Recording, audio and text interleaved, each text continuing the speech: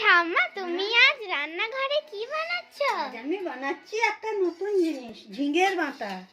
খেয়ে দেখবি কেমন লাগে। দেখি প্রথমে কালো জিরেটা দিই। তেলে দেবে তো? হ্যাঁ, কড়াইয়ে তেল দিয়েছি।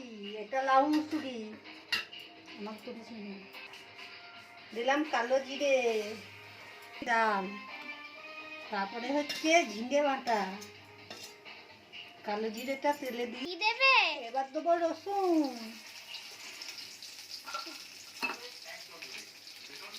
তাহলে কি দিলাম? কালো জিরে আর রসুন। রসুনটা একটা ভাজা হবে, তারপরে দেবো এই দেখো তো ঝিঙে বাটা।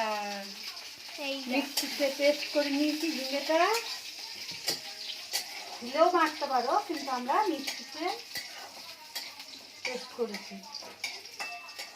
ঝিঙে বাটা আমার লালচে লালচে হয়ে গেছে। এবার আমি দিচ্ছি মেন উপকরণ, ঝিঙে বাটা। ঝিঙে বাটা কিছু তো খাওয়া হয় এই গরমের দিনে। একটু ঝিঙে বাটা খেয়ে দেখো না কেমন লাগে।